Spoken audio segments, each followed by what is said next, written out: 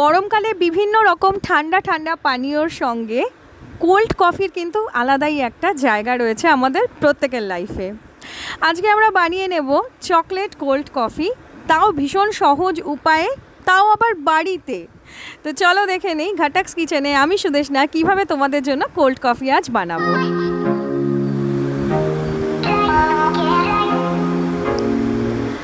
তো প্রথমে যেটা নিতে হবে পাউডার দুধ। এখানে ডেয়ারি হোয়াইটনার ইউজ করতে পারো, 2 টেবিলস্পুন পরিমাণ নিচ্ছি, আর 2 গ্লাস কফির জন্য এটা আমি মাপটা দেখাচ্ছি।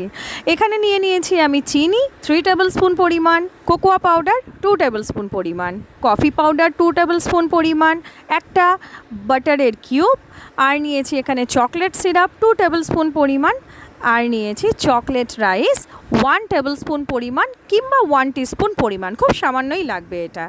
আর নিয়েছি এখানে গ্রেট করে রাখা চকলেট, সেটাও কিন্তু 2 টেবিলস্পুন পরিমাণ নিলেই যথেষ্ট। এখানে দেখো একেবারে বরফ ঠান্ডা দুধ নিয়ে নিয়েছি 500 ml। আর কাঁচের গ্লাসগুলোকে অবশ্যই একটু ঠান্ডা করে নেবে। ঠান্ডা করে নিয়ে তারপর এর মধ্যে চকলেটটাকে, যে চকলেটের সিরাপটা দেখালাম সেটা বিভিন্ন ব্র্যান্ডের মার্কেটে পাওয়া যায়, হার্শিস আছে কিংবা ধরো আমুলের রয়েছে, বিভিন্ন ধরনের ব্র্যান্ডের পাওয়া যায়। যে কোনো একটা চকলেট সিরাপ এটাতে ড্রিপ করে করে একটু দিয়ে দেবে, ব্যাস। এবার এটাকে একটু ঘুরিয়ে নিলেই একটা দারুণ সুন্দর ডিজাইন গ্লাসের মধ্যে ছেপে যাবে।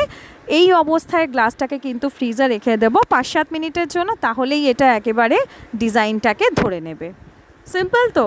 এরকমভাবেই কিন্তু আমরা যখন মাল্টিপ্লেক্স কিংবা কোনো মলে যাই আর তখন যখন কোল্ড কফি খাই তখন এরকমই ডিজাইন কিন্তু গ্লাসের গায়ে দেখতে পাই।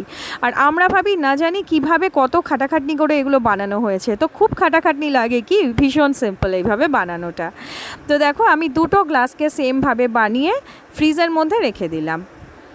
এবার আমি একটা বড় মিক্সিং জারের মধ্যে আমি দিয়ে দিচ্ছি 2 টেবিলস্পুন পরিমাণ কফির পাউডার। কফির পাউডারটা একটু বাড়াতে কমাতে পারো। আমি এখানে যেহেতু চকলেটই একটা ফ্লেভার আনবো সেজন্য কোকোয়া পাউডারটাও 2 টেবিলস্পুন দিয়েছি, সেজন্য অতিরিক্ত কফি দিলাম না। তোমরা কোকোয়া পাউডারটা যদি না দাও সেক্ষেত্রে কফি আরও 1 চামচ দিতে পারো। এমনিতেই কোল্ড কফিতে একটু কফির পরিমাণটা বেশিই লাগে। তো এখানে দিয়ে দিলাম 3 টেবিলস্পুন পরিমাণ চিনি। নর্মাল যে চিনি সেই চিনিটাই নিলাম, গুঁড়ো করে নেওয়ার কোনো প্রয়োজন নেই, আলটিমেটলি এটা গুলেই যাবে এর মধ্যে। তো এবার এর মধ্যে দিয়ে দিলাম বাটার। বাটারটা কিন্তু অবশ্যই চেষ্টা করবে দিতে। বাটারটা দিলে পুরো কফিটার মধ্যে একটা ক্রিমি একটা টেক্সচার চলে আসবে, ভীষণ টেস্টি লাগবে। এবার দুধটাকে দিয়ে একবার ঘুরিয়ে নিলাম, নিয়ে এবার যে বরফ ঠান্ডা যে দুধটা, অবশ্যই অনেকক্ষণ আগে থেকে ফ্রিজে রাখার চেষ্টা করবে। একটু ঠান্ডা দুধ হলে ফেনাটা ভালো উঠবে, বেশ ভালো খেতে লাগবে, দেখতেও লাগবে।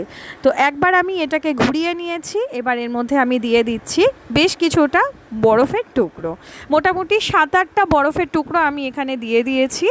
এবার এটাকে আরও একবার ঘুরিয়ে নেব, মোটামুটি একটু ফেনা উঠে আসবে ওপরে, ততক্ষণ পর্যন্ত। তো আমার এই কফিটা সম্পূর্ণ রেডি হয়ে গেছে। এবার আমি সেই ঠান্ডা করতে দেয়া গ্লাসের মধ্যে দিয়ে দিলাম কফিটা, আর এর ওপর থেকে ছড়িয়ে দেব একটু ডার্ক চকলেট, যেটা আগে থেকে আমি গ্রেট করে রেখেছিলাম, আর দিয়ে দিচ্ছি অল্প একটু চকলেট রাইস ওপর থেকে ডেকোরেট করার জন্য, আবার টেস্টেরও জন্য। তোমরা কিন্তু এখানে এই ডার্ক চকলেট না দিয়ে তোমরা বাইরে যে ডেয়ারি মিল্ক পাওয়া যায় সেই ধরনের কোনো চকলেট বা বর্নভিল এই জাতীয় চকলেটও একটা টুকরো গ্রেট করে দিতে পারো। টেস্টের কোনো ফারাক পড়বে না, বেশ ভালোই লাগবে খেতে। আর আমি এখানে যে ডার্ক চকলেটটা ইউজ করেছি সেটা মর্ডের কম্পাউন্ড চকলেট। তো দেখো কীরকম দেখতে লাগছে। আমরা যখন কোনো বড় জায়গা থেকে এগুলো খেতে যাই বেশ কস্টলি পড়ে যায়, আর আমরা ভাবি না জানি কত কি ওরা করেছে এর মধ্যে। তবে হ্যাঁ, কোল্ড কফি বিভিন্ন ধরনের হয়।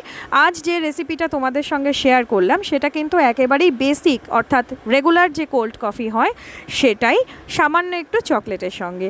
তো অবশ্যই তোমরাও বাড়িতে এটা ট্রাই করো, আর আমাকে জানিও তোমাদের কেমন লাগলো।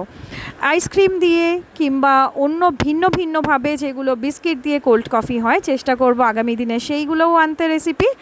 আর এটা যদি ভালো লাগে অবশ্যই ঘাটাক্স কিচেনকে সাবস্ক্রাইব করে নিও, আর আমার ফেসবুক পেজ ঘাটাক্স কিচেনকে লাইক করে দিও। এতক্ষণ রেসিপিটা মনোযোগ সহকারে দেখার জন্য প্রত্যেককে ধন্যবাদ, আর ফিডব্যাকের অপেক্ষায় রইলাম। Thanks for watching.